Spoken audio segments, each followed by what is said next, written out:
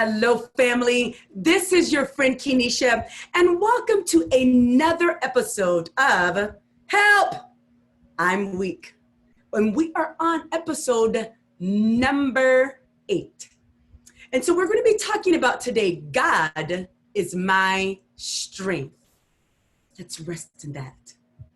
God is my strength. Now, why is that important? How many of you have awakened on a day and felt like, oh my gosh, if this day does not get any better, I'm not sure how I'm going to make it? Have any of us ever gone through death, destruction? And I don't mean you died, but death of something in your life. Destruction, devastation, depression. Sometimes the very strength out of our lives can be sapped and sucked within seconds, depending on what phone call you just received. I was just talking with someone who I loved the other night and was praying with her. And her spouse passed within hours. Devastation. But how many of us know there still is a God? And God is still good. And God is still alive. And God still reigns supreme. So we'll be coming again from Jesus Always. This is Sarah Young is the author. And this one is Embracing Joy in His Presence. And I tell you, this is a journal or a daily devotional. And I've said this many a week, that it is the best that I have ever heard of and read and experienced. And I'll tell you why. It's because it's like God was whispering in her ear and she was dictating and writing.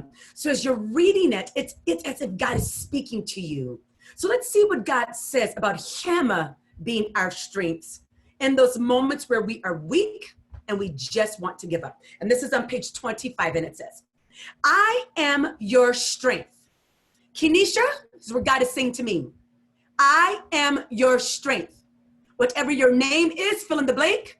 God is saying He is your strength. He says, when you begin a day feeling weak and weary, it's all right.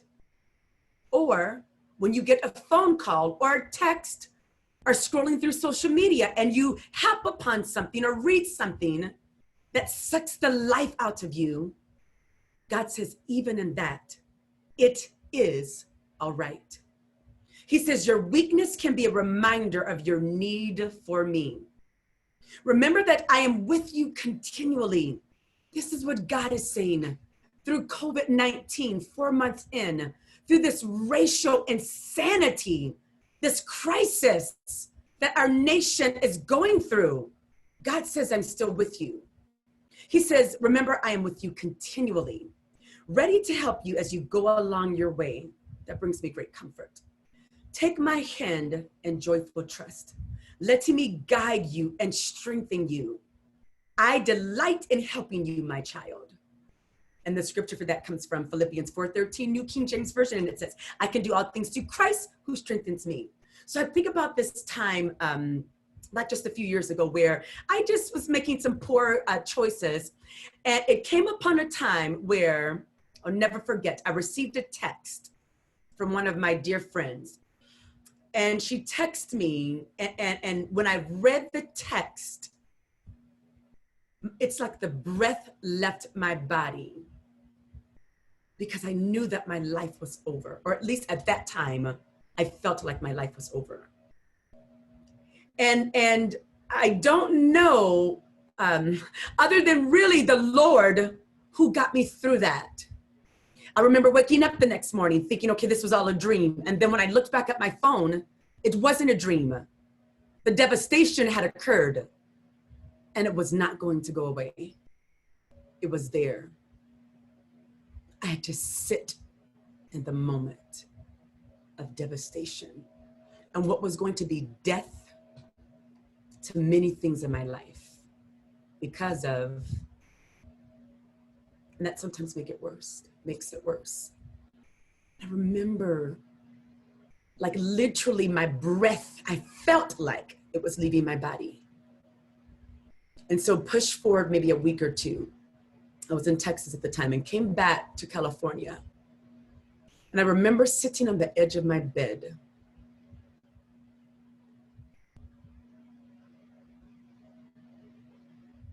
And essentially I said, it's over. So let's just end it. And people who know me know my character. I'm very strong. I'm not easily pushed over. Very strong character. I weep before the Lord, but I don't just break down and cry. It's not naturally what I do. And in this, I don't give up. And in this moment, I had given up.